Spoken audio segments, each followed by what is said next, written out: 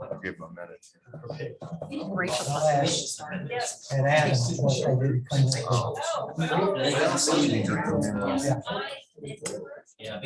Well, yeah. You gave this to me maybe at the last meeting. Oh, you Is got there one something with that I that? need to do with this? It's our frequent flyer. Why did you print that out? No. I got the. I was thinking you just shared it with me for my information, but if there's something. I know I did the time. I don't know if I've got the right one. There was a, No, you're good. oh, the city has all these liens for yard maintenance. And I didn't know if, I've got some. I didn't know how that would be Rebuttal. handled. Right. I mean, Don't take it personal. I can give that to David and let him know. bring the total to whatever it is. They'll be paid if the property sells, if Come on, if Zach. it sells for more than the accrued tax. Yes, interest good. penalties. They've been treated like any other mortgagee. And I think we're about 30 properties. We're a little bit late, but the Finance Committee will come to order. We have several things to decide tonight. First of all, I was reading a little, or we read a little letter from Ryle last week, and I'd like to respond to some of these things. I'm not attacking him or what he said. I just have some different views on things. One of the things you mentioned was the administrator reporting, the department heads reporting to committee chairman. And prior to administrator, that was the case back in the 1970s.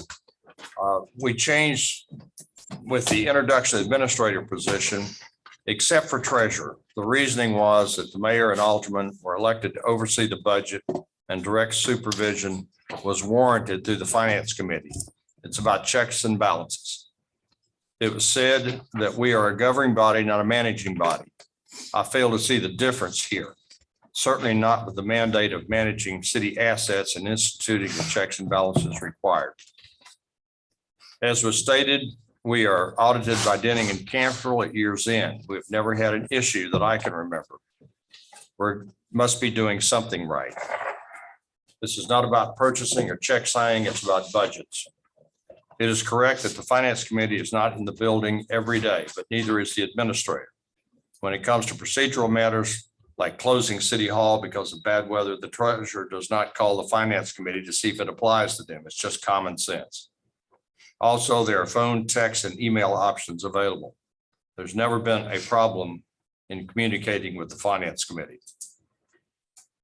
As for other business entities and their structure reporting, they are just business versus government, where the rules are different.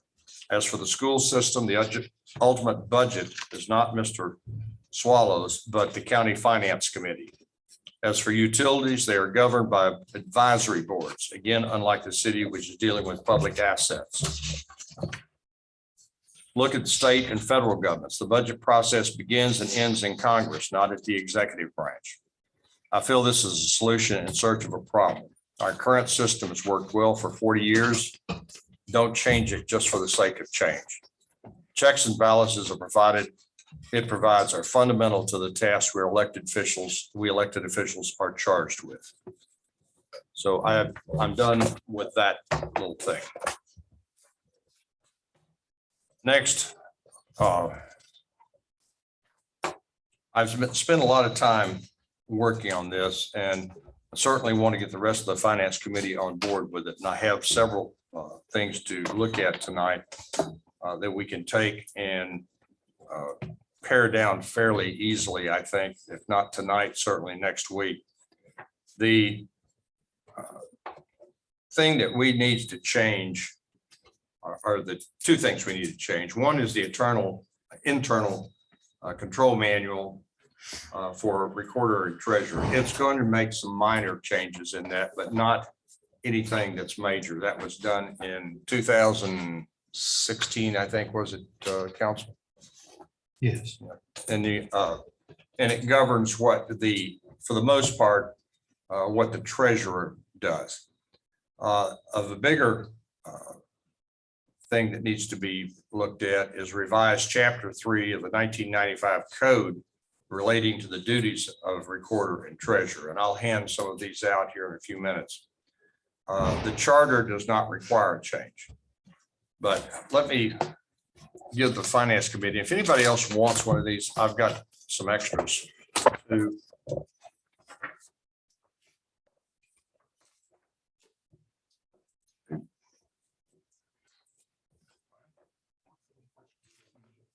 I'm sorry.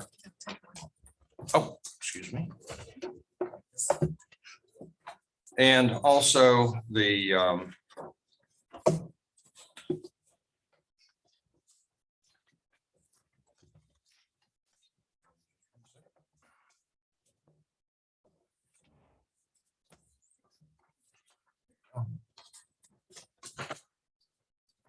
this last one that I'm passing out is the chapter 3 I was talking about in the 1995.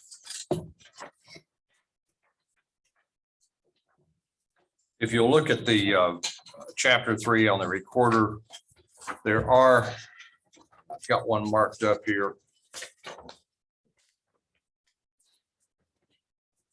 You'll see there's a reference to recorder, and there's also a reference when you get on down as treasurer. Most of the areas where it says recorder, some of those will change.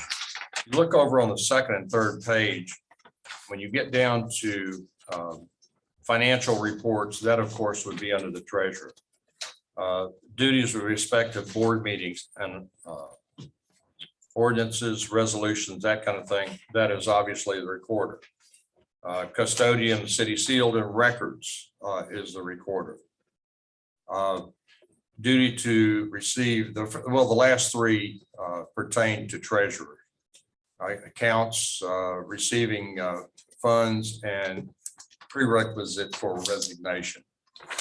So I'd like for you to look at that and be prepared to offer any suggestions for how else we would do that at the next meeting. I want to get this thing wrapped up as quickly as possible. And I think that if I'd had this at the last meeting, we wouldn't be waiting for the following meeting to do this. The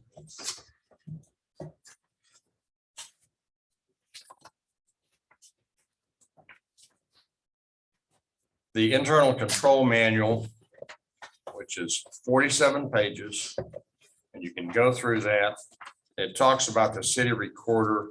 In many cases, it talks about the city recorder, treasurer, in one word, the recorder. That I think was a thing that just, we called the person the recorder and not recorder / treasurer. But most of the things in this manual would revert to being the treasurer's duties. Whereas his recorder would revert to treasurer. In most cases, if you look at it, it says recorder, but it'll talk about recorder doing taxes and things like that. And that's, it's obvious where it needs to be split. But the biggest thing would be in the chapter 3 of the 1995 code. And again, they do differentiate between the two for the most part. Only they keep using the word recorder, even though the things on there are recorder / treasurer, as we were using that type of thing, with Shirley being in both jobs. So you're saying that like 1306 financial reports, the recorder shall quarterly or more often as required by the board, that would be removed? Well, yes, there needs to be a new I'm not sure procedurally how we handle it. I would leave that up to Tim to tell us, but it needs to have a separation between recorder and treasurer. I assume that we would come up with a new one of these for the treasurer side. I don't think it would be necessary. I think you can amend chapter 3 and assign the various duties that are enumerated that you just covered briefly. And just change the top of it, say recorder and secretary or something. Well, recorder or treasurer, the duties, you're sorting the duties between the treasurer and the recorder, as I understand it. Yes, That's my understanding of what I was asked. You can, within the context of an ordinance amending this chapter, assign those duties, for instance, section 1-306 financial reports, assign that from the recorder to the treasurer, if that's the intent of the board. And that would be true with each of the duties that are enumerated in chapter 3. Now, to Alderman Brock's point, section 1309 assigns the duties of treasurer to the recorder.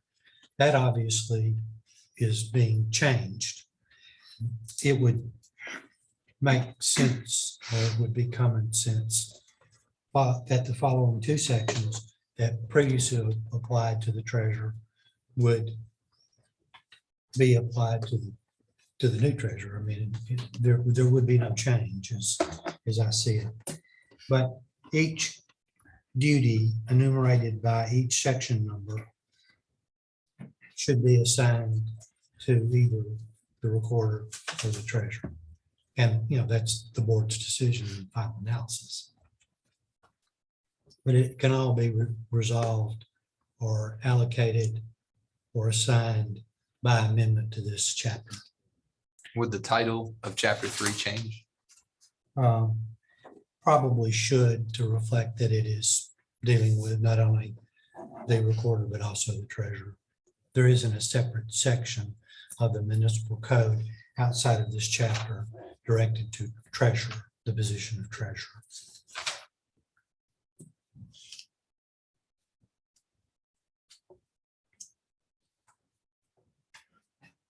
I'd like to be ready to make the motion that we do those changes.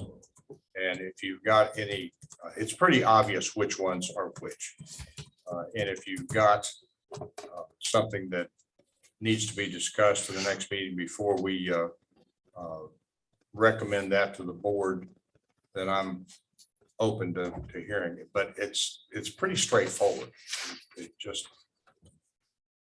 Yeah, I mean, I don't mind approving these changes as long as we get to see them beforehand, before Sure. we vote on it. I mean, I don't mean like at the meeting, maybe, a day or so before. Sure. That we could look it over before. Okay. Yeah, I mean, yeah, I'll make a motion that we approve the changes that you just talked about to chapter 3. That we just discussed. okay. Second. All right. We have a motion and a second. Any other discussion? Not all in favor, say aye. Okay. All right, we will do that. The one quick Go thing, does, 304, you made a comment about the supervision. Under the supervision of the finance committee, is that being decided tonight as well? If you would like to. I mean, if we're making these changes, and I think that is, It's my recommendation that we don't change it, that it still reports to the finance committee. We can vote to either retain that setup, or we can vote to recommend to the full board that we change that setup. You're So, talking about a treasurer. yes. Yeah, not recorder, we're talking about treasurer. The recorder would still stay, at least I think so, unless somebody wants to try to make that change. No, I think the recorder. Yeah. Stay where- I mean, I agree with Mayor Chastain, that having an intermediary between the finance committee and the treasurer is helpful. I get that Nolan is not always here, and sometimes he's off helping other departments doing, you know, projects as he was over at the Milner Center and things of that nature, but he is accessible much more than any board member, I would imagine, to address day-to-day issues within that department. I think there's a value to that from a cultural standpoint, from an efficiency standpoint. And I don't see how the finance committee has any less authority over the treasurer just because there's an administrator in that line. The pipeline is still the same. Well, the present way it is it reports to the finance committee and the full board. To me, what it all, I mean, it just comes down to the fact that it's worked so well for so long. I mean, it's tried and true method of authority. It's a tried and true method of checks and balances. And it's, I mean, it's the audits and records that we have over the years are unbeatable. And I don't see a need to change that part of it. I don't see that I think from an accounting standpoint, it works just fine. I think from a department standpoint, it is not proved to me that it is of any effectiveness from a human resources standpoint.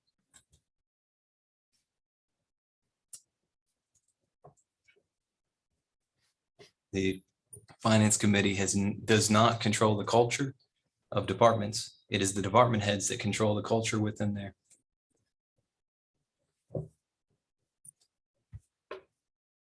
And that is something that is the only department that does not have a department head. And I think it suffers because of that. It's also extremely important, and it's what, I mean, this board is sworn to oversee the taxpayers' money, and that's our job to do. And that's why it's that way. How does that change with having an administrator over a department? I'm just Who- saying. who it signs- works. who It's signs always checks? worked. It works great. Who signs Checks checks? have nothing to do with this. This is the budget we're talking about. The check signing is done by the treasurer and or their designated second, and either Ryle or myself. We're not talking about check signing here. We're talking about lines of authority with that the treasurer reports to. I don't feel it's the right thing to have the treasurer reporting to someone who's also getting the other budgets together. There's too much pressure on that that I don't feel comfortable with that. I'll put it that way. As Steve said, it is 40+ years. I don't see that it's going to change anything from the standpoint of making it better or whatever. I don't see that. It's also tried and true that they have administrators that oversee finance departments in multiple municipalities in the state of Tennessee. Maybe so. And I haven't checked with any of those I know that Ryle checked or someone checked for Ryle about those. I don't know the way those things work, if it's strictly by going to the administrator or not. I don't know about that. I'm not arguing about that. I'm just saying it works for us, and it's always worked for us. And I don't see what we gain by changing it over. Again, it's the vote of this committee, and it looks like there's two people wanting it one way and one wanting another. Well, my recommendation is that we take it to the full board and allow everybody on the board to. It's got to weigh get in out on of this this. committee before it goes to the full board, but if you want to, I've got no problem with that at all. I don't know. Can we do that, council? The committee would have to take action to send any issue to the full board. not to avoid it, but the amendment of this chapter to allocate the duties of the recorder between the recorder and the treasurer is something that's got to originate in this committee. But I mean, if Zach is putting his recommendation in the form of a motion, if somebody seconds it and it passes at least by 2, then it goes to the full board. If That's it- correct. If Correct. there's no second, then it just dies for lack of a second and it stays the way it is. I don't mind agree. sending the decision to them. I don't want, I won't vote yes to send a recommendation to the full board that we do that. I'll vote yes to, I don't have a problem letting the full board make the decision, but I'm not gonna, I'm not gonna Without vote yes to a recommendation. recommendation that we do what you want. That makes sense? Yes. No, So I would make a motion that we take this conversation to the full board for a full board vote on whether or not to have, who the treasurer would be supervised by. I'll second it. All in favor, say aye. Aye. Okay. All right, again, I'd like you to get back, let's go ahead and get these jobs defined so we can get that part of it over with. The other thing that I have some problems with, and maybe I don't understand exactly what the issue is, but our acting treasurer is not able to sign checks.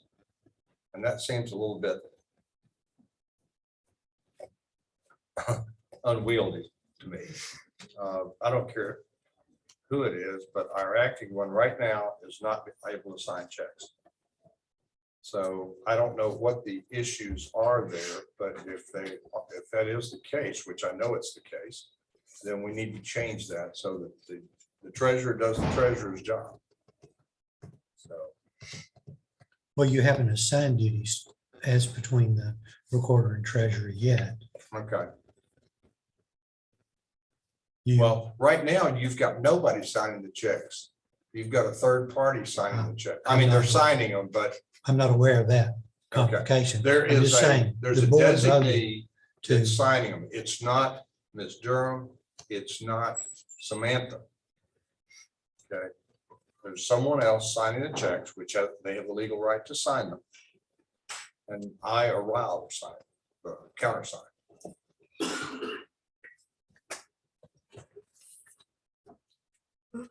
Would you look into that? Well, I mean, I'm does that take? totally at a That's loss just as to like what you're changing- I don't know. That's my It's point. like changing the one at anything. well, before, as the treasurer, Shirley designated Andrea a signatory. Mhm. So now Not it's under the absent. finance committee. The finance committee, I would assume, could designate whoever they want as a signatory. Well, I mean, I think you just answered it. Yeah. okay. It was under the signature power was under the duties of the treasurer, correct? Yes. Should we wait till we define that thing before? I think or- so. Otherwise, you don't have any record of any authority being given. Okay. All right, just because they're acting doesn't make any difference. I think until the board assigns, allocates the duties as between the recorder and the treasurer, and that is the final action of the board. At this point, it's only been discussed in committee.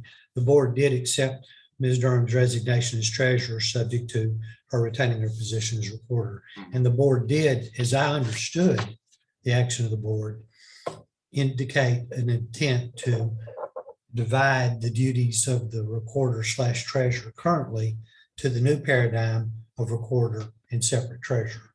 Let me ask you this. In an emergency, could Ms. Durham sign those checks still? Of course, they're Okay. being signed under authority as treasurer by Okay. the person they're being signed by. All right. Right now, Andrea's been signed. So I'm just concerned that if one of them's out, that we have a second person that can do the initial signatures. This probably would be a good time to mention the sections 1301, 1302, 1303 on election, term, removal, oath, bond, and 1312 prerequisites to resignation. those would apply to both the recorder and the treasurer under the new paradigm going forward.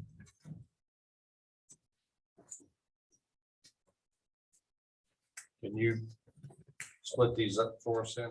Yes, if I'm directed as to who's to do what, which, Yes, that's what I'd like. okay. All right, legal. Also, there's lots of he's in here. That needs to Lots be of what? he's, not she's, he's. References to he They instead need to of be he, she. they or them or something. Just take the pronoun out. And Put the also, recorder, there's the a treasurer. shall in here about the recorder shall serve as the treasurer, and that needs to be may. May. Well, actually, the charter provides that the recorder may serve as treasurer. It's not mandatory, Right. or else this action wouldn't be authorized.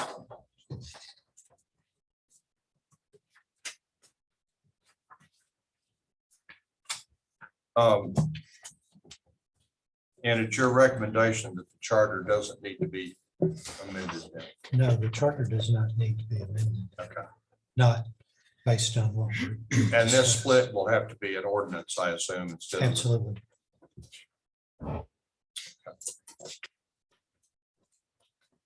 Anybody else would like to see that hasn't gotten these? I've got extra copies here, not complete.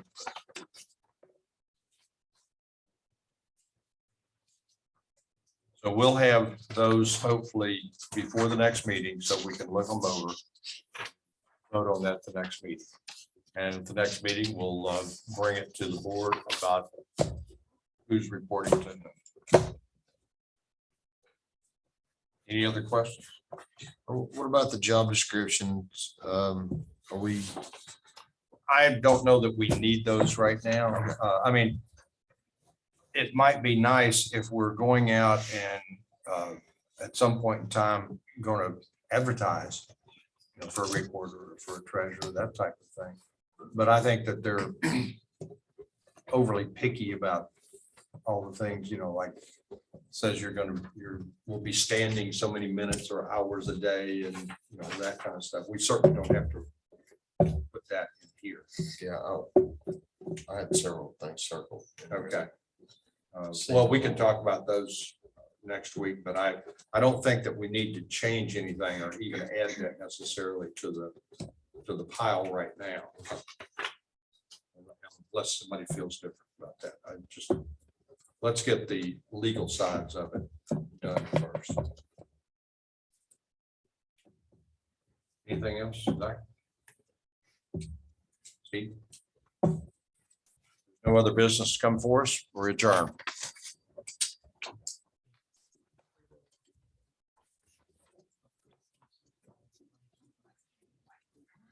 That one's dead.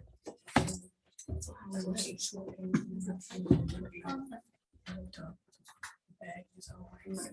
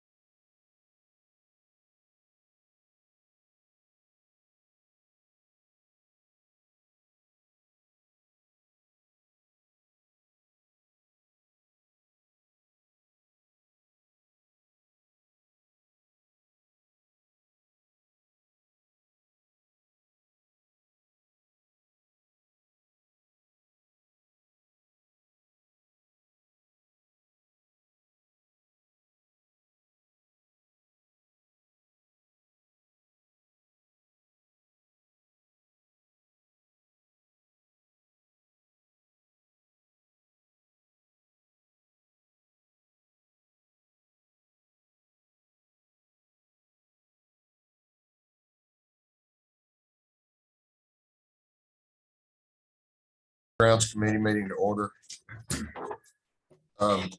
We've got two items on the agenda, and I'd like to turn this over to David Mayer to discuss those two items. Steve. So the first item on your agenda, on the agenda tonight, is consider a contract with municipal inspection partners. So before I get into the details of what that contract is, I want to give you guys just a little bit of overview and update that will make you further understand the reasoning for this. So we, as you may remember, we're advertising to add an inspector to our ranks in our department. We needed that when Lyndon Bassell moved into more of a GIS stormwater capacity. During that time frame, when we were advertising and interviewing, our building inspector resigned and has gone to another jurisdiction. So with that, we're really hurting right now with building inspectors. Our city administrator, Nolan Ming, has been doing a lot of building inspection these days in the last just week or so. And obviously we would ideally like to get him, as I know he wants to be, out of that capacity. So in the interim of ramping back our staffing up, we started to look for some short-term solutions, and we believe we found that with a company that's referred to as Municipal Inspection Partners. The CEO, Andrew Pieri, is here tonight, and he's here to answer any questions that you may have. The contract that we have in your packet is basically to access his services. I think the key page is really the last page. This is the fee schedule. I've reviewed the contract, asked for him to change a couple of items, which he did. It was not an issue. But this is really just to access his services. And what we're thinking about right now is starting out with 4 hours of his services on Tuesday and then 4 hours on Thursday. We're going to try to schedule the more technical building inspections. So these would not be the property maintenance cases. We would still be trying to do that in-house. I will say that we have conditionally offered a position to someone that full-time. They have to pass their drug screen, of course, and get through the initial paperwork, and it's just happened. So, but even with that, we're still down one man. So it's a set of services that I think we definitely can use. One thing I was impressed with the company in reviewing is just the amount of commercial plan review experience that they have. That's something that you really don't want to have a new inspector working on. So we think that this is a good solution moving forward. And Andrew, if you have any other words you'd like to add, I'd be happy to turn it over to you. Yeah. Good evening, everyone. So I've actually known Nolan for a number of years, and I've been beating on his door on a regular basis to try to provide services for you here. Our company, Municipal Inspection Partners, is based out of Franklin, Tennessee. We have about 18 clients here in Middle Tennessee. We do things in varying capacities. We provide full building department staffing. We have just plan review services for some communities. We have contract services, which is what we're working on with McMinnville here. So I just kind of wanted to let everyone know what the real pulse is of building inspectors in Tennessee as a whole. So there's so much building going on right now that it's a struggle for any community to find building inspectors. And the guys just aren't there. And the average age of a building inspector in Tennessee right now is about 62 years old. So there's aren't guys that are coming in and getting into the industry, because if you know building and you know construction, you can make more swinging a hammer than you can do as a building inspector. So good for my company, but bad for cities. But one of the things that I talked about with David is typically our contracts are 1-year contracts. And I said, hey, you know what? Let's just do something short term for 6 months, because the ultimate goal for your community is to be able to have 2 full-time guys that are here every day of the week providing building inspections. But in the meantime, if that can happen, we're here as a resource. We do a lot of commercial building plan review. So we look at commercial building plans, check for code compliance. And that's really important nowadays, because when the building inspector goes out to do an inspection, he wants to know if the set of plans he's looking at meet all the code requirements, because if they don't, he has to slow down the construction process, in some cases even stop it until guys make corrections of plans. So that's one of the services that we do offer. As I said, we're going to be here 2 days a week from 8 to 12. The building inspector that I'm assigning to this area lives in Dunlap, so about 30-40 minutes away. He holds the certification as Master Code Professional by the International Code Council. So what that means is he has over 40 certifications in building inspection and plan review. So you're getting someone who is far more qualified, frankly, about 90% of the building inspectors in the country. So it's a very coveted certification to be able to have. Unfortunately, the guys that work for me, I require them to have those certifications. So you're going to get a guy who's very well trained to be able to do this job. But one of the important things I want to stress as I'm talking to you tonight is the fact that we want to work with all the builders that are working here. We know sometimes there's language barriers. We know there's sometimes the people that don't understand the code. So it's not our goal to go out to a building inspection and fail it. We want to be able to educate the contractor if he does something wrong. And more often than not, my building inspector is going to say, hey, you missed this, or this isn't right, fix it, but I'm not going to fail you.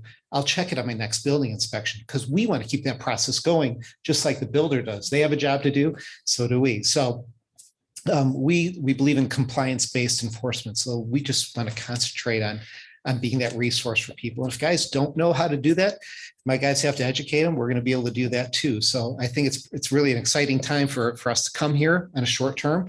If you need us longer, we'd certainly be happy to do that. But we offer other services. We can provide training for your building inspectors.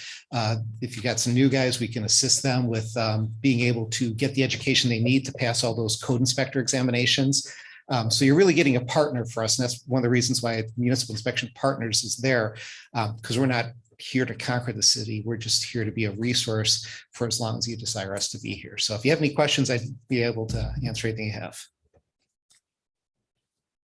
David, you said 2 days a week, is that what it was? Or- Yeah, that's what we're going to start with, is 2 days a week for 4-hour blocks. One thing that I was really happy with and impressed with in their the contract that they sent over is doing it in time blocks of 4 hours instead of per the inspection, because it was important to me as a director to have his inspectors be able to answer questions and work with people iteratively instead of it's just here, we're here for an inspection, yay or nay, and then leave. We want to have someone that they can engage with, they can ask questions with, so they can work through to get that compliance. So, that's really something, the way he stated that is our vision as well too with the process. So that charging by the hour increment was looked on beneficially from our perspective. You have money in the budget.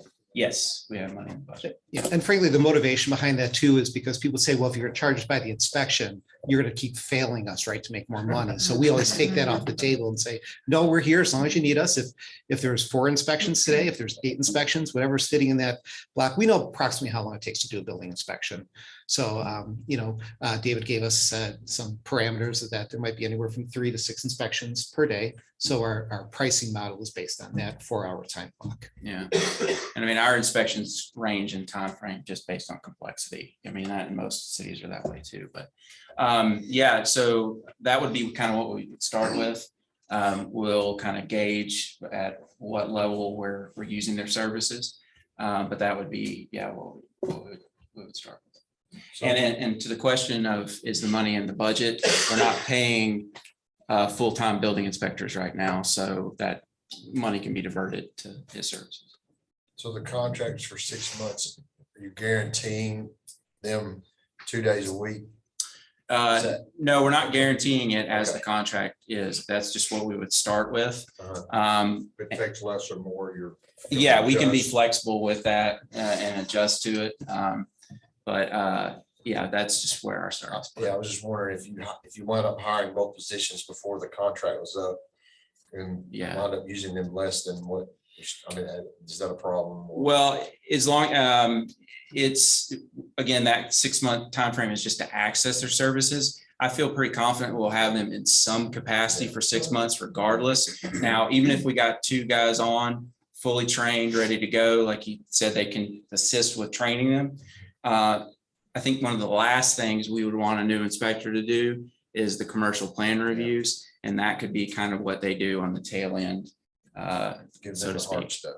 Yeah, exactly. And one of the good things is if you don't have you don't have inspections next Thursday, you don't pay me. So even though it's in there as the contract, you only get billed when my guys actually come on Yeah. site. So there's that also. I reviewed the contract pretty carefully to make sure we weren't locked in to that situation, and we're not. So I feel confident. Are I don't both your know. positions the same? Yes, we're looking at hiring building inspector / property maintenance inspector. So they would be two positions, very complementary to each other. What we were experiencing prior, when we had one building inspector and one property maintenance inspector, is, let's say the property maintenance inspector was off. So we had to give that for a day, and there was a big complaint. We had to give that to the building inspector. If vice versa, if the building inspector was off and someone needed an inspection, the property maintenance person would go. Yeah. So it makes more sense to have people duly trained, and then they can, if someone's off for a day, it doesn't become a big, where we're having to emergency call people to figure out who can go out to the site. So that was kind of the thought process. The training that you can provide, is it equal, or it has the recognition as if we send them off to school someplace? I mean, So unfortunately, there's really no vocational training. So in the state of Tennessee, you have to get licensed and have so many certifications by the state of Tennessee. But the actual certification exam comes from the International Code Council. okay, It's so people that it's an write the book. exam rather than going to office. So Exactly. you can train them how to take the exam. Yeah, What's gonna be asked. and we can do that. And also it's our hope, at least David and I, that if they have a new inspector, that he can shadow one of my guys and he can say, hey, you need to look for this, or you need to look for that. So, Okay. yeah, so we just want to be that resource. Yeah. And so on the days that they're not there, our new person's provided they get through the employment process correctly. They can shadow one of his guys and also shadow Nolan on some of the days that we're there. The idea is, the last couple of weeks, Nolan really has done a lot of building inspections, and I'm very appreciative for that. But certainly that's not sustainable. So if we can get our new person up as quickly as we can, but remember, we also have property maintenance needs as well. So those are things that we can get them. There's a shorter time frame to train them to get them ready to go with those. So you want to fire Nolan? Please. Nolan wants those responsibilities removed from him. I don't think that's a big secret. I tell you guys, it's tricky for him. He doesn't want to come out and say it, but in his capacity as city administrator, he needs to be wearing a suit and tie, and that's not what you want when you're crawling under building at all. So I see him changing outfits throughout the day. I know which capacity he's working in based on where he is. So, but yeah, obviously it's not a sustainable model. And, we looked throughout Middle Tennessee for the best temporary solution. I think we found it with municipal inspection partners. And I think we also give your cities at least a certain amount of cover. And I always try to, when I speak to a city council, I always like to say, you know what, when you have an independent third party person, we are following all the codes. And unfortunately, in some small towns, people don't like what the building inspector says. They call the mayor, or they call someone, they go, we don't like this, whatever. So it's our hope that that anyone who might receive a call, or if Nolan receives a call saying, well, I don't like the building inspector failed me on this inspection, he at least has a person that he can call, that I can work that inspection out between us, because I'm sure he understands the codes, but at least it takes a little pressure off of him to have to, I guess, referee fights between the building inspector. Yeah, that's a tough position to be the building inspector and then turn around and be the city administrator. You kind of judge and jury. Yeah, judge and jury there. So. Do we need to make a motion to refer this to the board then? Since it's It doesn't require competitive bidding. Pardon? It doesn't require competitive bidding. Okay. Yeah, and we knew that coming forward, but we wanted to I give. didn't know if that was one of the things that. It's a professional service Okay. exemption. Yeah, we wanted to, just as a courtesy, get Andrew here and kind of explain to everyone what we're doing, because we haven't used a temporary building service to my knowledge before. But we are in a circumstance that we need to do that. I will also say that as we've advertised these positions, I have noticed there are a lot of building inspector jobs open across Tennessee. When I get on TML or I get on the Post or MTAS, literally not joking, about half of them, a lot of times are building inspectors. So there's a real shortage there. We were lucky enough to find someone that has had some experience in that, and we think we can train them to be where they need to be. But it's definitely not the easiest thing to hire for right now. So that's, in some jobs you might think, well, gosh, we could get someone, get it rolling. Do we really need 6 months? But in this capacity with the market for building inspectors, I feel like we really are going to need that. David, can I ask you a Yeah, question sure. to answer his question? I said it is exempt from competitive bidding under the professional services exemption, and that's correct, but that's not what you asked me.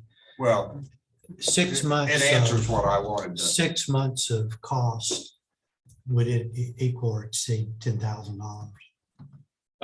Yeah, it could go above $10,000. So if that's, Want to recommend it for approval. Okay, because, yeah, I was just doing the numbers and, twice a week. I'm not that quick. Well, it's almost $1,000 yeah, a week. So, if you do 6 months worth, you've got 26 weeks, that yeah. No, I did do the math 26, earlier, and I wasn't $25,000. exactly sure where that would land, but I'm more than happy to take it to the full board for approval, just to make sure that we're on the up and up with it. So I'll make a motion that we refer this to the full board. All right, there's only two of us here, so I'll second it. All in favor, say aye. Aye. All opposed, motion carries. Did you bring one of your inspectors with you tonight? You know what, Future. I'll tell you what, I have 3 sons and he's my 12-year-old, so he's in training. And I got my 2 oldest kids are in college that want nothing to do. But I said, you guys don't understand. I could give you jobs right now without the college degree. And save you a little bit of money. Right. Cheap labor. yeah. All right. Well, thank you, Andrew. The second item that we had is, and I've got it up on the screen, and I just kind of want to take people through it a little bit about. These are going to be things that we're not voting on tonight, but we're going to be bringing forward to you in the future. And I just kind of want to give you a preview. Something that actually municipal inspection partners can help us out a little bit with. They've offered to do a cursory review of the ordinance that we put forward just to make sure that we've got everything that we need to. But we, on the building code side, are looking to move to what we call the 2018 ICC codes. Right now, our building codes are in the 2012. And technically, the state states that you have to, or you're supposed to have these at least 8 years previous edition. That's not highly enforced. There are some large cities in the state of Tennessee, such as Chattanooga, that have also not adopted their, are still in the 2012. But what I have recently found out is that there's something called the ISO community reclassification. Now, that used to just be done for fire codes, but now it's being done for building codes. And so there could be some impact on a score that we as a community get for our level of enforcement, our level of the codes that we currently have. So it's a reason to start moving in that way sooner rather than later. And I'll talk a little bit more about that. The second one that would be coming your way is really the sign code. We've got to make sure that we're consistent with state and federal legislation on that issue. And then there's also a current court case right now that may be decided very soon that could affect how we regulate some things in the sign ordinance. So I'm going to be keeping careful tabs on that to make sure so that we know what our parameters are. My hope would be to bring that to you guys for adoption pretty much as soon as that case is out. And then the zoning code, we've got a lot of conflicts that are in that, and we want to make that process more applicant friendly. So I would say that really in the order that I've listed them, I think is the order of importance for what we need to do immediately, as well as what you will be seeing them coming to you. So I just want to get everyone kind of prepared for that. And if you have any questions after I finish tonight, or just questions in general, you're always welcome to call me at the office, and I'm more than happy to step you through those. So let's go to the next slide, if you don't mind. Wait, before you. Yeah, sure. go to the next one, back up there Okay. a second. Do you need a motion for us to bring to the board the acceptance of the 2018 codes? Well, we will do that, but I'm at not asking. I'm not asking for that tonight. We will bring a full ordinance to you that, Gonna lump it all together. yeah, we're going to lump it all together, and then it'll be in it may be 5 or 6 pages that refer to all these codes. But we will be bringing that at a future meeting to you, but not tonight. So I wanted to just give everyone kind of an update, or just a reminder of what codes are adopted today. Right now, like I said, we're on the 2012. We have the fire code, building code, residential code, plumbing code, mechanical code, fuel, gas code, and energy conservation tables. Now, recently, our county adopted these codes, the 2018 versions of these codes. So this is one thing that I think will be very helpful to our developers. Is we are while we're updating codes, yes, but we're really updating it to a system that they are already comfortable with, because they're already having to follow this in the county. It's whereas we in the city are on the previous version. So those will be exactly the same as the county, those exact ones. So next one. There are a few that are within the 2012 that the county did not adopt, and I just wanted to kind of go through them. The existing building code, that's something that I would recommend that the county adopt it, because it gives you some more flexibility with older structures. Not really sure why they didn't do that, but we have used that in-house to help with older buildings, and so that we can get it to a level that is not cost prohibitive. The swimming pool and spa, that's really designed more for commercial uses. We use that when we go and there's a new hotel. Like, we had to use that code when the Hampton Inn came in, to make sure that that's safe. Property maintenance, the county does have a few property maintenance ordinances, but they haven't adopted the full ICC code in that regard. And then we also have something that we have to do as a city for the American with Disabilities Act, which is the Accessible and Usable Buildings and Facilities Act. Now, we also have, and the county has adopted the 2018 Life Safety Code. But on the next slide, if you go to it, Katie, we are actually going to be proposing to remove that code. And the reason for that is it's duplicative. The 2018 International Fire Code has integrated a lot of this life and safety fire code. So really, if we were to adopt the 2018, we would have 2 codes that had the same aim, which would be to make sure for fire protection. And what's happened in the past, and what's happened with our with the fire department and us, is that someone will look in the life safety code and they'll see one regulation, but then if you look in the International Fire Code, there's another regulation, so it creates conflicts. So we view that as a much easier way to just know what the requirement is, and we're not losing any protection because of the enhanced standards in the 2018 Fire Code.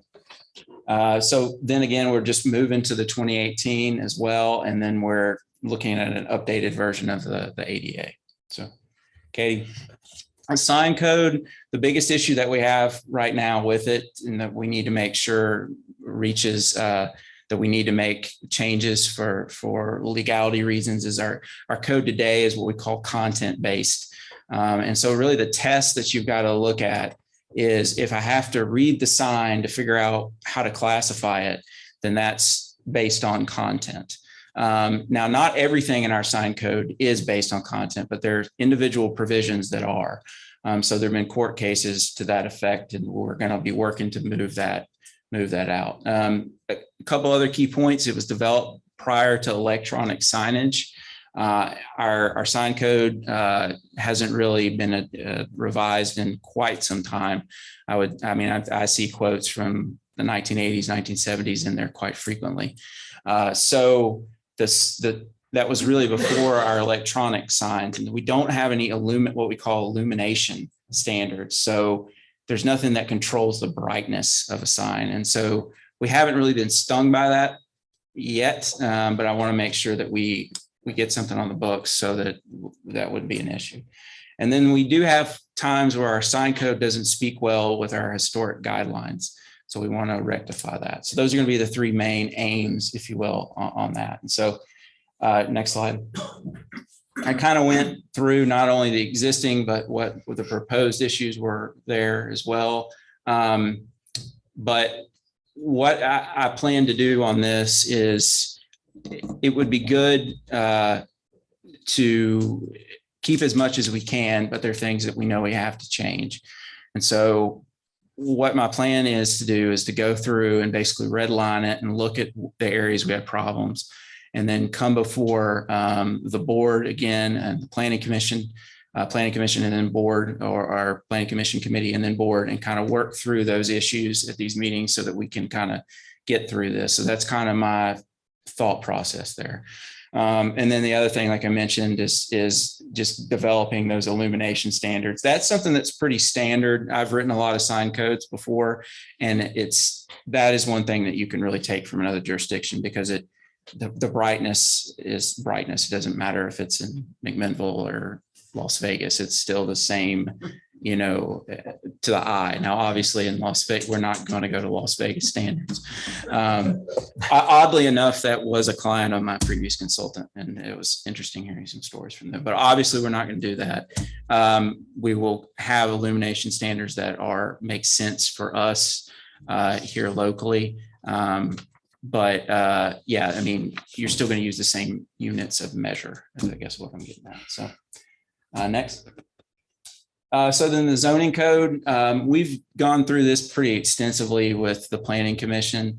So I'm just going to kind of summarize some of the key findings for those of you who haven't had an opportunity to make it to those meetings. So our existing code, what's happened over time is that we've had a lot of small changes through the years in our zoning code. And when I see that, what I would take as a consultant, what I take now is internally is that originally the code was a little more restrictive than I think this community desired. And so you can see that over time, just changes and changes. And what that does is it's difficult, one, to keep track of it in staff, and to make sure that you've got the most recent version. So when I say little changes, I mean text amendments. So what we also see is that a lot of things go before the Board of Zoning Appeals that don't necessarily need to go before that. It slows down the process. There are these objective standards that people have to meet.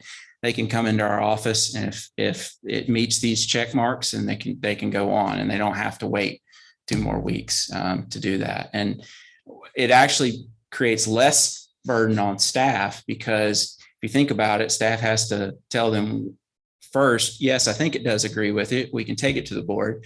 And then we have to wait 2 weeks and then remember what we told them 2 weeks ago. And I've found myself in that position before. So we think it'll streamline, reduce the amount of time that staff has to use, and also make it easier for developers to get through the process. So you're saying instead of it being a special exception, it will just be acceptable in that, whatever they're. Yeah, if you meet certain standards, whatever those standards are to gain the special exception, if you can show that you meet them and you can show us administratively, then we can just approve it.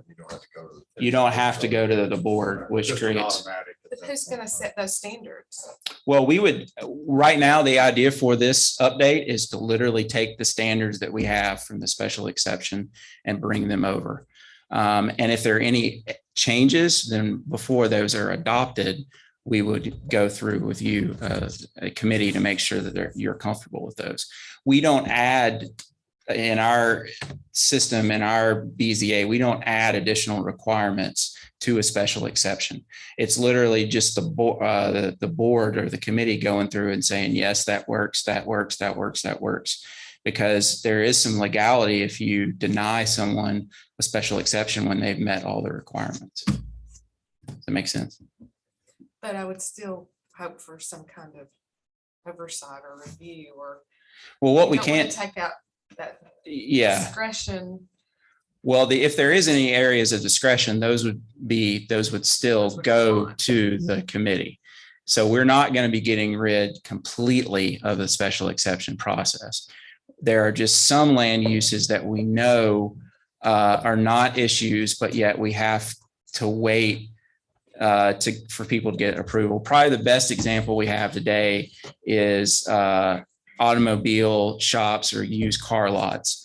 A lot of times those will change hands and they'll not be owned by someone, or they'll be empty for about 6 months. Well, someone else comes and says, well, I want to do the same thing here that someone previously did. Well, we say, well, you got to go to the committee and then you got to get approved, and it slows down their process to actually get it. So we'll be working every item that we would shift over. I mean, it'll all be for your review. And if you're not comfortable with the administrative approval in a certain situation or a certain land use, then it can still go to I the just committee. think that's a place we need to be really careful. Mhm. Okay. Okay. So next. A few of the key changes we kind of went over that more administrative approvals, less special exceptions, but that doesn't take out the special exceptions. Some of the areas that I would see some land uses like landfills, things that are going to be, that people are going to want to be in the room to discuss. I don't see us taking that out as a special exception. The land use matrix that we've already created is real helpful to see where there are gaps, where there are problems in the zoning ordinance. So we've been analyzing that. We've created it. And then the end result is it's not going to be perfect, and there's no zoning code that is ever perfect. But we're going to have a lot less iterative changes because we're going to have a code that is more structured to what this community desires. So because it's quite frequent that we will see, well, let's do a text amendment here, and then we can rezone it. And we know these are text amendments that we feel pretty comfortable that the board is going to support. But it's just that the zoning code doesn't reflect that based on what we view as you would support. So with that, do we have any other, obviously the devil's in the details. I'm very aware of that. That's particularly true when you're talking about a code. But I just kind of want to give people a primer of what you're going to be seeing from myself and my department as we start to kind of move through these. Again, I see it as in the order that we have tonight: building code coming to you first, sign code, and then the zoning code. Do you have any proposed lowering of lot square footage restrictions? Well, that is something we were going to get into in the zoning code in R1. We've talked about that already in the planning commission. The planning commission asked to bring it back to them. We haven't re-engaged that discussion, but we will be at a future meeting. But that has been, I'd have to look back on specifics of that. But in the R1 in particular, Just in general, I just know Yeah. if we lower lot sizes, it seems like we might also Yeah. to lower, to decrease setbacks as well, because they kind of go together. That's true. If we are lowering a lot size, then that lot size that we're lowering it most likely would then lower the setback too. So I'm glad you added that kind of clarifier in there. Yeah. Back to the sign, just this question, Mhm. I didn't quite understand. And Yeah, sure. I talked about this earlier too, but the sign content based. Mhm. So is content based what we're explain that? Yeah, sure. What it's gonna be required. I don't understand the difference really Okay. of the whole content. Yeah, it's a difficult concept to get, and I'll go a little more in detail of it. If something is content based, then basically if you have to read the sign to figure out what that sign is, then or how it's classified, then that is content based. That has been deemed to be unconstitutional by the U.S. Supreme Court, actually on a 9-0 vote. So if you use content to say, a grand opening sign or a real estate sign or these are types of signs that you have to read to figure out, okay, how are we classifying it? The way we were going to move to having to regulate it, and a lot of cities already have because of it, is what's the size of the sign. So for example, in the right of way, the signs that are temporary signs that are X large are permitted. If they're above X amount of width and height, then they are prohibited. That would be a way to handle that to make it not content based. So the goal is to make it not content based. So you can say no, no candidate signs, no, is that content based? Well, a candidate would be content based. So those, you would just have to say a certain Temp- sizes. or- Yeah, it's really that size. You could say temporary signs are permitted as long as they're no larger than 3x4 or whatever we decide as a community. So that's going to be a discussion that is going to be tailored to what you as councilmen see that varies based on community as to what size the temporary sign issue.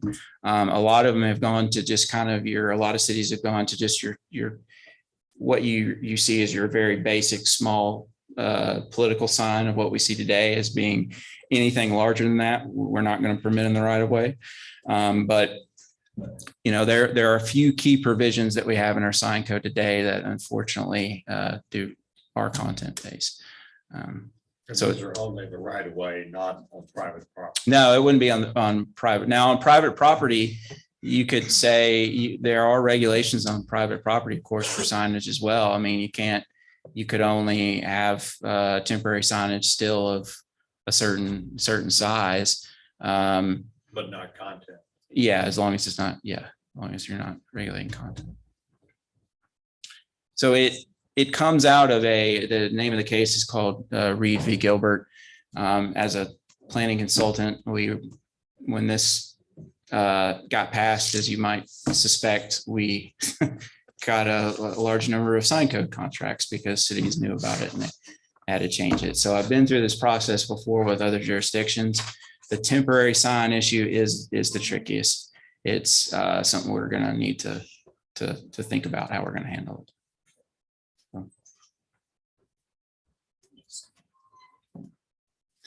And then there is a court case that clarifies what we call on-premise versus off-premise signs. And that has been heard by the U.S. Supreme Court case. By the U.S. Supreme Court, we just don't have a decision yet. So I made reference to that earlier.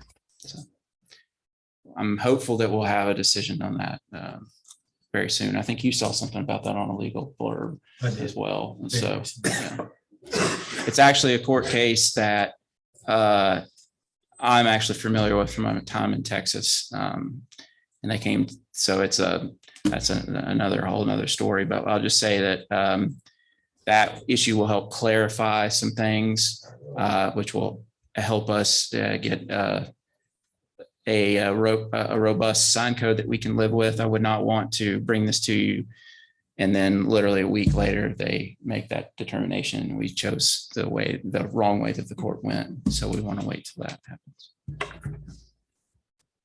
So you'll be hearing more about this for sure. But if you, like I said, if you have any other questions of me, you're always welcome to call me in the office and we can talk through it. So, all right. Well, thank you very much. That's all I've got for now. Thank you, David. Anything else to come before Building and Grounds Committee? This meeting's adjourned.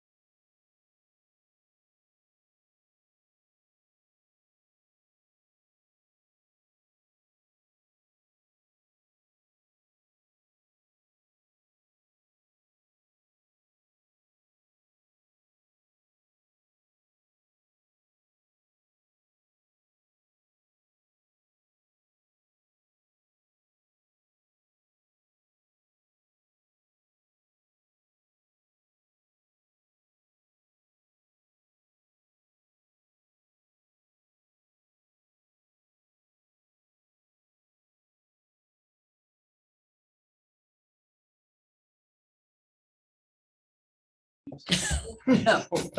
It's 7 o'clock. We'll call to order this regularly scheduled meeting of the McMinnville City Board of Mayor and Aldermen. The first item on the agenda is roll call. The board members are present, Mayor Chastain, except for Stacy Harden. Thank you. The next item on the agenda is consideration of minutes from February 8th. Each member of the board should have received those in their agenda packet. If there be no requests for additions, corrections, or deletions, I'll entertain a motion to dispense with those as read. So moved. I got a motion by Mr. Brock and a second by Mrs. Brock. Oh, no. All in favor of approving the minutes? Aye. Aye. Motion passes. Item 3 is recognition of visitors. If anyone wishes to address the board, please approach the podium and state your name for the record. Hearing none, we'll move on to item 4, recognition of employees. We have several department heads here this evening. Chair recognizes Ricky Morton. Just like to recognize our water maintenance department. Last Wednesday, we got a call down by Frank G. Clement Bridge that water was coming out of a light pole. Where that's at, where that's at, it was channeling up from the, under the road. So if you were coming up from Frank G. Clement Bridge there by the truck lot, there's an 8-inch line that comes underneath the road. Our guys went in on Wednesday. They got it fixed by Thursday afternoon, stayed all night. So we cut and capped the line, relocated the water line. We've abandoned that one. And all it served was basically one customer. So Well, I actually saw that and it was very dramatic. That's a hard place to work. It was, looked like a very hard place to work. yeah, I will say this, without some of this equipment that we bought, you couldn't get in there and do that. At Mini X, when you can take that Mini X in places and the as-built on that showed the water line coming up and coming underneath the road. It actually comes up, splits off as a 16 and goes underneath that little bridge, that little short bridge over the railroad tracks where we come out at. So just goes to show you those plans are not always right. So they kind of had to dig and dig and dig. But it was when McMinnville Electric System had their truck with the rope on the bottom of the pole and the clamps to hold up the pole to keep it from falling over. But the water was just spilling up around the light pole, you know, so I guess somebody walking on the trail seen it. So, and they called it in, but the guy's done a great job, stayed there with it. Just want to just recognize them. They do a great job. So thank you very much.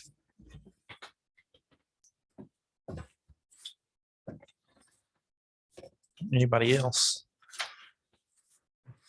Hearing none, we'll move on to item 5, communications. Item 5A is a letter from Carla Savage, Relay for Life 2022. Ms. Savage. Good evening. I'm Carla Savage from Relay for Life again this year, Chairman. It's coming up June 4th.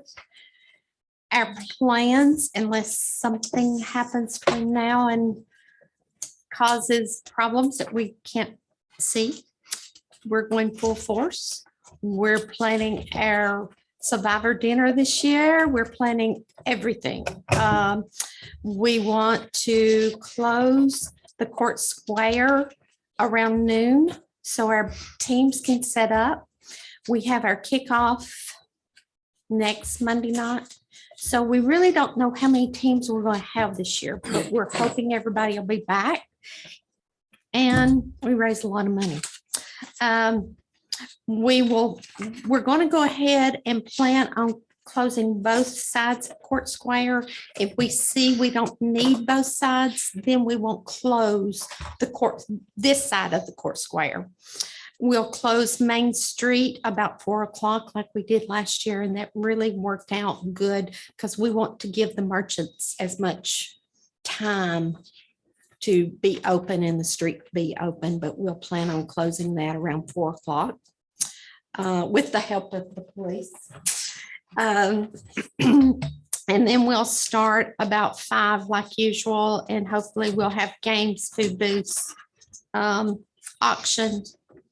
And then I've put on here to close and reopen the streets by 11. Last year, we opened them a lot sooner. So as soon as we can get off, get everything open, we'll say, guys, open us back up. So we've put in here for tables and chairs and the stage. I found out there's something that you guys have now that I didn't know, and that's the podium, microphones and all that type of thing. I didn't know that. We always have Jason Gross to do our sound system. So if he needs it, it's available, and I'm very appreciative of that. Garbage cans, I put that back on here to make sure we have enough garbage cans for all the garbage, chairs, tables, the stage. I think that's about everything, just sort of normal, go with it and hope it's bigger and better. How many did you have last year? I was out of town, so I didn't have, but you've got 500 that you are hoping. I was hoping, yes, usually we hope for 1,000, but I know last year we didn't because we didn't do our survivor walk, but we're planning our survivor walk, and everybody is wanting out and doing things. We want to make sure they're healthy and safe, but hopefully we're planning our survivor walk this year, so that will bring more people out. So I'm saying 500. I don't know. Found out yesterday there's another event going on, didn't know anything about, but I can't control that. We've got to go forward and hope for the best.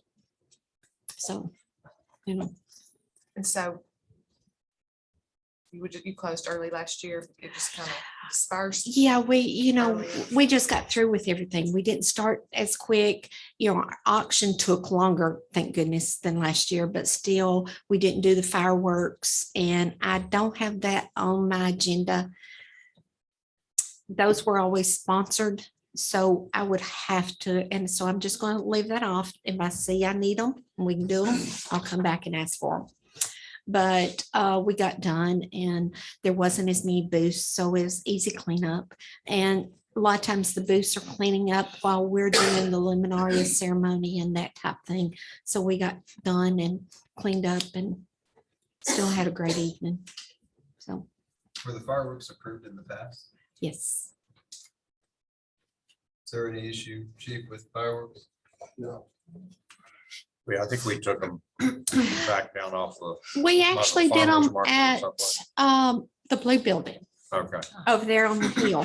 And Don't burn that down. I wasn't that lucky, I have firemen there in case there's a spark, and I always have a fireman that lights them. So, I try to be safe with that. And so, but, we'll just have to wait and see on that, because they were pretty, the company we get them from, they do a donation also. So, and he's still available. So we'll just see if that's an option and go from here. It's hard to plan because you don't know if everybody's coming back and what they're doing and get all their businesses back in place. Of course, this being election year, you don't know. So go forward Very and helpful. yes, and hope for a great year. So You're closing off, you're asking to close off Main Street from the section of the square for sure. And then possibly what besides that, if you need it. hopefully we need it, and we'll close off both sides so our teams can set up. So when you And- say both sides. North and South Court. North Square. and side, the fountain side and the Court Square side. But the little road that comes around by Hoover and Son would stay. That will have, yeah, we'll close that too. Okay. Yeah, because So you're gonna close it off at Chancery Street. yes, we will, but we will not close that off till 4 o'clock. We'll close if at 4 o'clock, and because of safety and insurance that American Cancer provides, that's the only way that we can do the streets. We have to close the streets to be safe. And so we won't close Main Street till about 4 o'clock. But the court squares on both sides will close off around 12 to get our teams in, get them set up.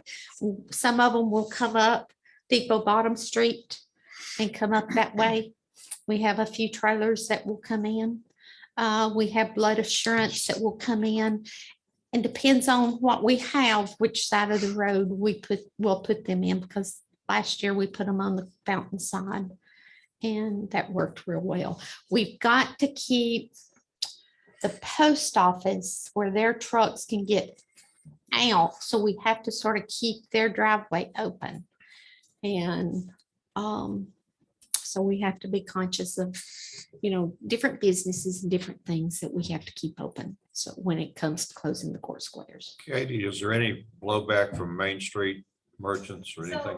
We sent this out to about 60 businesses. We sent out the application to about 60 businesses and invited them to a planning session, which we had 3 or 4 weeks ago. And a few people came and we had a good conversation, and we took a couple notes of a couple things that the group wanted to hear, like making sure that public works sign is up to indicate that the businesses are still open and all that. But other than that, there was no blowback. Only good things I heard come from the businesses that we sent it to. And keep in mind, many of those businesses, like the service businesses of that 60, are closed on Saturday, so it doesn't really affect them. And we try to be conscious of that also. At some planning meeting, we keep Spring Street open so they can park and get into like Collins River if they need to and want to. And now Begonias is open, so that street's open. So they have access. It's easy access to these restaurants that, unless they want to come and eat with us. So Well, I'll entertain a motion to approve the letter. So moved. A motion by Ms. Brock, a second by Ms. Kirby, all in favor? Aye. Can Motion. we addend that to allow them to do the fireworks and not have to come back as well? Sure. Okay. Motion to approve fireworks Yes. if needed. Second. Second. All in favor? Aye. Motion passes. thank you Oh, very much. Thank you. Item 5B is a letter from County Commissioner Blaine Wiltshire regarding the cruise in for the kids this summer. We've done this the last several years, and he is asking for access to, it's not going to be in your packet. It's going to be at the Farmers Market Pavilion the first Saturday of the month, April to October, from 5 p.m. to 8 p.m. Just like in the past, he's only asking for a key or to have the bathrooms at the pavilion unlocked. Mr. Scott, has he been with you about this? He is not. Okay, okay. Sounds good. All in favor, motion to approve Mr. Wiltshire's letter. Motion by Steve. Okay. All in favor? Aye. Motion passes. And item 5C is another communication that will not be in the packet, but it is a letter addressed to me by Mr. Bobby Kirby stating his resignation from the Historic Zoning Commission. And we'll hear from Mr. Baird in a few minutes about possible replacements. Item 6 is petitions. There are none. Item 7 is unfinished business. Does any member of the board have any unfinished business to discuss this evening? Okay. Just wanted to give you a quick update on the finances for the city. We've got through January, so we're up within about 3 weeks after the month is closed, and we're getting the numbers out. The numbers look really good. One of the reasons the income looks so good, the revenue side, is because there is $2 million worth of federal money in there. So it's a little bit deceiving. Actually, the numbers are not up by that 2 million mark, but only about 1.7. And the reason is that people have been slower to pay their property taxes this year. It is usually in December and January, there's some big numbers. And February, then the rest of it comes in. But the numbers in December and January sometimes are more than what we actually get on in the last month. That's not been the case this year with these numbers, but I've been checking daily and we've had some real good days. It seems like people are waiting not until the last month, but the last week to pay them. And so we've had some just in the last 3 days, I think around 600 or more thousand, $700,000. And we were only down about 1.2. So things will probably even out by the end of the month when they're due. Also, all the enterprise funds are doing great. On average, looking at the average monthly numbers, water and sewer was up about $40,000 per month. The waste collection was up about 10 or 12 per month, and solid waste was up almost around $80,000 per month. So that's looking good. The sales tax was slightly down, but again, I think there's some things in there that can explain that. Local sales tax actually was up. The state of the property taxes were down. The local sales taxes were up, and the state sales taxes were way up too, or not way up, but considerably up from what we've had. If anybody wants one, you can get us Samantha. You can get the whole thing if you want it, but the things that really matter is that cover sheet right there. And there's a couple of other pages back behind that do a lot of explaining. So it does it down to the department level in many cases. So anyway, the finances look good. I think that we're going to end up doing fine for the year. Certainly will, but I don't want to use that federal money and say, we can just use that for employee salaries or whatever it might be. I'd like for us to sit down and do some real planning as to what we're going to spend this money for and not just drizzle it away. Anybody have any questions about the numbers? Okay. Any other unfinished business? Hearing none, we'll move on to item 8, new business. Items A and B are appointments to the Historic Zoning Commission and the Board of Zoning Appeals. Mr. Bayer, do you want to give some insight on this? Yes, so we have 2 openings on the Historic Zoning Commission. You just mentioned Bobby Kirby. We also received a resignation from Mr. Tom Ward, who's actually the chairperson currently. So at today's meeting, we voted, the Historic Zoning Commission voted to have an interim chair. That's Mr. Michael Griffith. Once we get back to full staffing at that point, we would elect a more permanent chair. But so that means we had 2 openings in consultation with Mayor Chastain. We reached out and discussed 2 individuals that we thought might work well. The mayor confirmed that, and I, on his behalf, gave a phone call. And those 2 individuals which have agreed to serve, provided that you confirm them, are Mr. Dan Sellers and Mr. Ben Myers.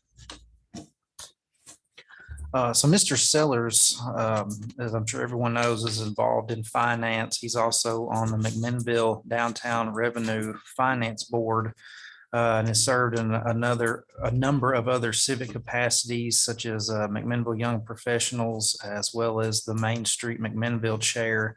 Ben Myers, Panther Creek Forestry, has a strong interest in historical conservation and preservation, and renovated one of our buildings downtown that he operates out of currently for his business. And I think both would be strong assets to the Historic Zoning Commission. So having said that, I would entertain a motion to approve those appointments? So moved. Have a motion by Mr. Harvey and a second by Mr. Brock. All in favor? Aye. Motion passes. And then the BZA.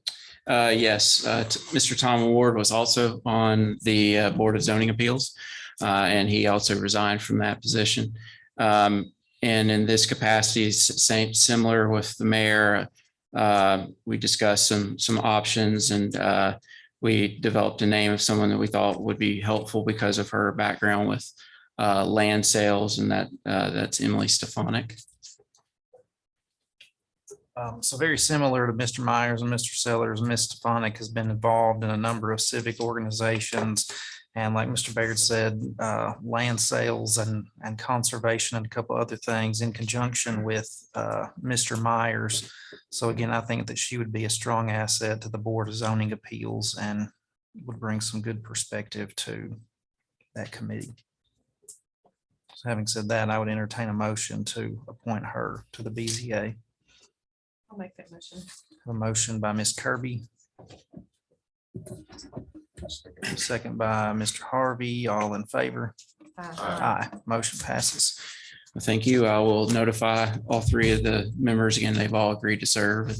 Our Rebecca Roach in our office will be getting with them to give them more details as she's done through the years of new committee members. So thank you. Excellent. Thank you. Item C is going to be to approve the contract for municipal inspection partners owing to the need to go ahead and get building inspector available to us. I would ask that we suspend the rules regarding public notice to go ahead and approve this contract. A motion by Mr. Brock, Second. second by Ms. Kirby, all in favor? Aye. Motion passes. So again, the contract was discussed previously in committee. Does anybody have any questions or anything before we approve this and I sign it? All right, well, I will entertain a motion to approve this contract signed to give to Mr. Baird. So moved. Motion by Mr. Harvey, second by Mr. Brock, all in favor? Aye. Motion passes.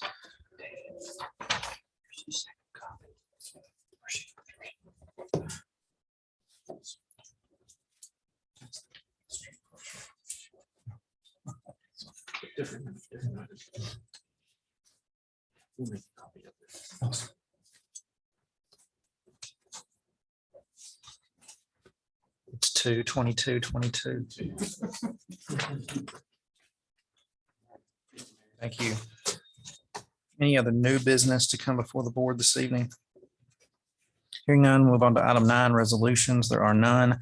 Item 10 is ordinances. Item 10A is ordinance number 1825, an ordinance of the city of McMinnville to amend chapter 2 and chapter 5 of title 14 of the official zoning code of the city of McMinnville, which is the official zoning code of the city of McMinnville, to amend the definition of accessory attached dwelling units, to insert the definition of accessory detached dwelling unit, and to add a provision for the use of accessory detached dwelling unit to the general commercial district as a special exception, and to set the date that this ordinance shall become effective. This is the second and final reading. Do I have a motion to approve?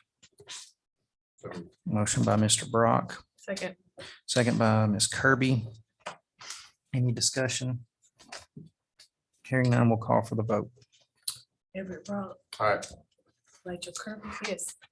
Sally Brock, Yes. Steve Harvey, Yes. Zach Sutton, Aye. Mayor Chastain. Aye, motion passes. Item 10B is ordinance number 1826, an ordinance of the city of McMinnville to amend chapter 5, title 14 of the official zoning code of the city, which is the official zoning code of the city of McMinnville, to add a provision for the use of two-family dwelling in the central commercial district as a permitted use, and to set the date that this ordinance shall become effective. This is the second and final reading. Do I have a motion to approve? So moved. It's moved by Ms. Brock, Second. second by Mr. Harvey. Any discussion on 10B? Hearing none, we'll call for the vote. Sally Brock, Yes. Steve Harvey, Yes. Everett Brock, Aye. Rachel Kirby, yes. Zach Sutton, Aye. Mayor Chastain. Aye, motion passes. Item 10C is ordinance number 1827, an ordinance of the city of McMinnville, Tennessee to change the zoning classification of a property located at 2459 Smithville Highway from I-1 Light Industrial to C2 General Commercial, and to express the time that this ordinance shall become effective. This is the second and final reading. Have a motion to approve. So moved. Motion by Mr. Steve Harvey. Second by Mr. Everett Brock. Any discussion? Hearing none, we'll call for the vote. Steve Harvey, Yes. Everett Brock, Aye. Sally Brock, Yes. Rachel Kirby, yes, Zach Sutton, Aye. Mayor Chastain. Aye, motion passes. Item 10D is ordinance number 1828, an ordinance of the city of McMinnville, Tennessee to change the 30-mile-per-hour speed limit to 20 miles per hour on Post Road, to place the responsibility for erection of speed limit signs with the McMinnville Public Works Department, to set the fine for violations, and to express the time that this ordinance shall become effective. This is the first reading. Do I have a motion to approve? So moved. Motion by Miss Sally Brock, Second. second by Miss Rachel Kirby. Discussion on the matter.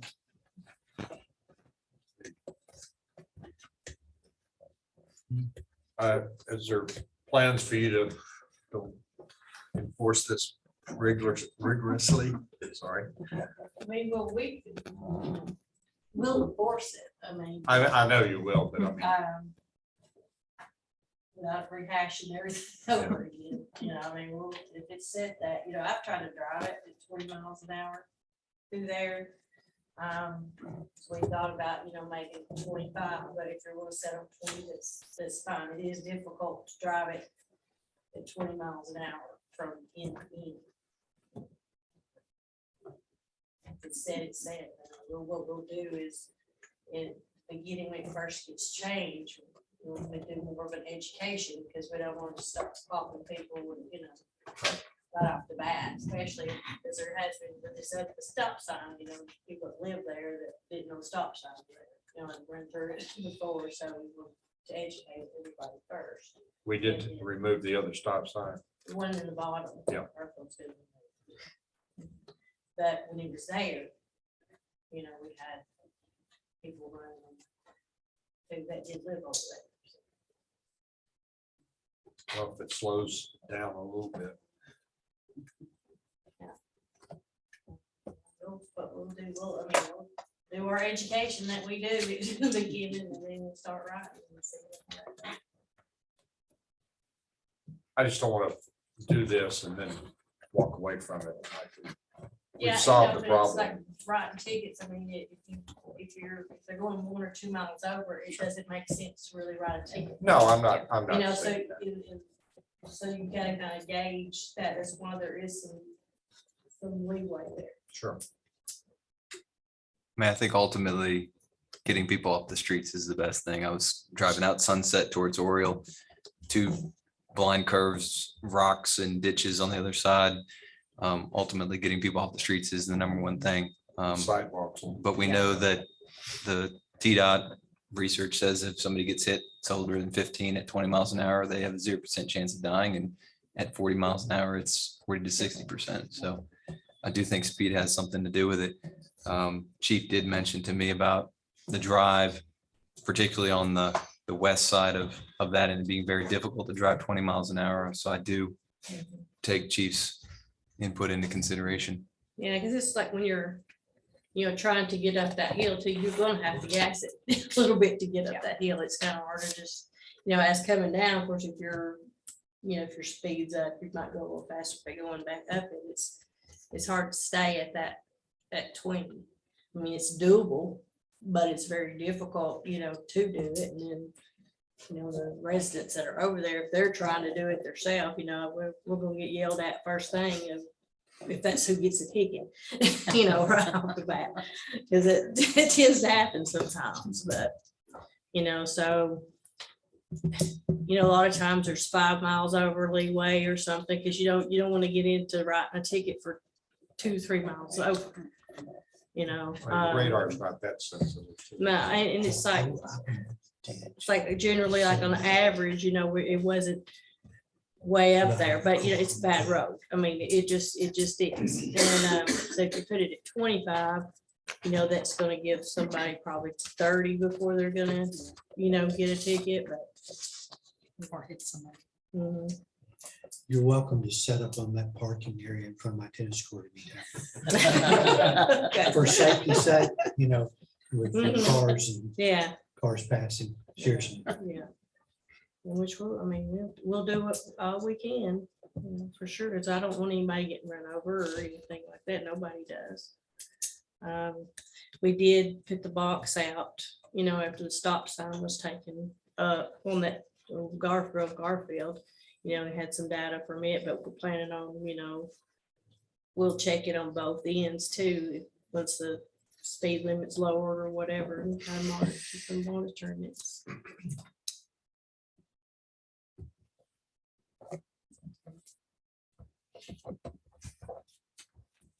Further discussion?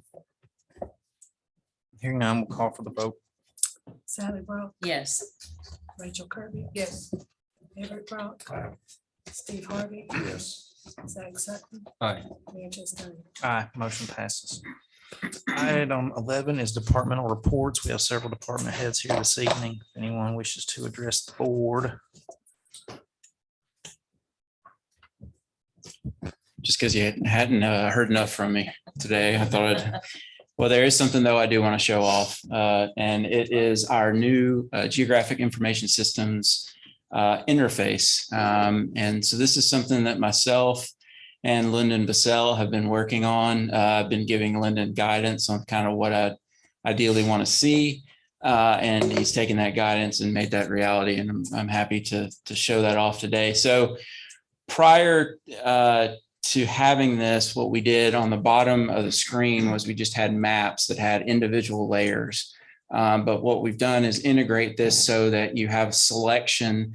This is available again from our, if you go click on the city's website, it'll say GIS mapping or the community development page. There are multiple different links to get to it. But Katie, if you could go to the right upper right corner, you'll see where we got the different layers. So you can click off one and so you'll see it adds the water lines, and then you can go click to the zoning and that'll take it off. So it mixes and matches layers, which is really helpful for understanding. For example, if we have a developer and this will frequently happen, someone will say, do I have a direct sewer main that comes into this large lot? And then what is the zoning of it? Well, prior to the newer interface, we literally had to print off like 4 or 5 different maps and give to them. Now it's all on one setup.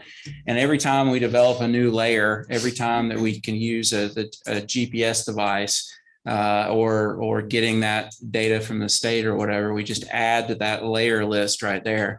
So all of this is publicly available. It's all updated now. Some of the stuff we had online didn't show some of the more recent rezonings, and we plan on keeping it that way. So I think this is I know this is a substantial increase. It also of our capacity. The other thing I would say that it does is the site that we had previously was very slow to update. You would move it and it would just stay static for quite some time, and it would be kind of frustrating for the user. So we've taken care of that issue here. So we're just excited to have that, and we just wanted to show that off. And again, you can use it on a mobile device, you can use it on a laptop, but this is going to be a benefit to a lot of our.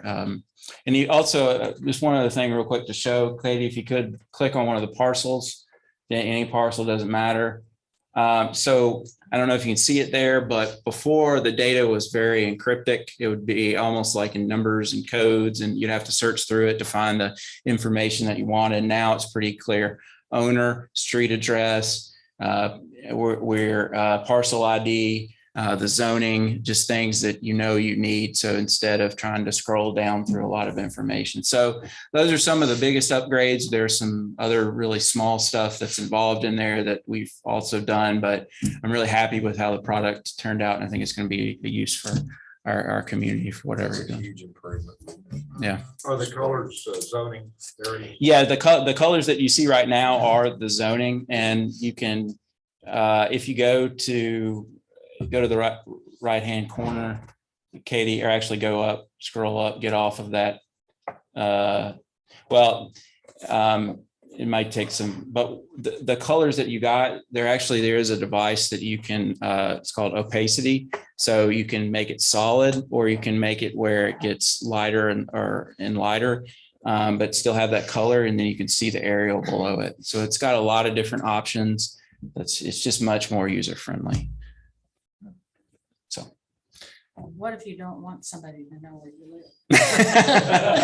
Well, it doesn't have your names right up there immediately. You would have to click on it and find that.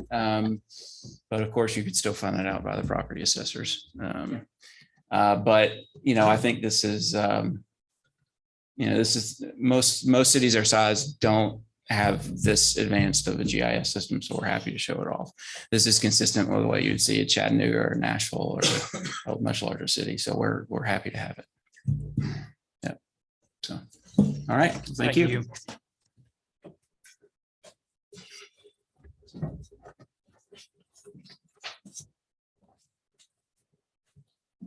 I got a couple of things run by you. Last Monday, we took the tower to Nashville, give it work on. They called me back on Wednesday, told me they got everything fixed, but he did found some more problem with it. I told him go ahead and get it fixed right down there. Hoping to have it back sometime next week. He had to order some parts, and depending on how long it be, he's looking 3, 4, 5 days to get them in. He won't take a little while to put them on. So hoping to have it back. The next thing is we got beat Saturday. Bad. We play the special game, and we let the city down. We were handicapped that day anyway, so we got beat 79-2. Them kids getting good. So we got to step up our game a little bit more. Basketball. Yeah. 79-2. Yeah. Yeah. But fun. We all have fun. I mean, y'all need to come watch us. We know where he's cheering us on, I think. No way. I was cheering for my daughter. My daughter was on the other side. So Chief, you did beat the I was paramedics happy with last the year. outcome. You did beat the paramedics last Oh, year. we did. We beat the main one, so they won't play us no more. So I mean, but they all for fun, and we have fun doing it. So But I know one team that will play you again. Oh. The one that just. beat us. oh, of course. No, I got.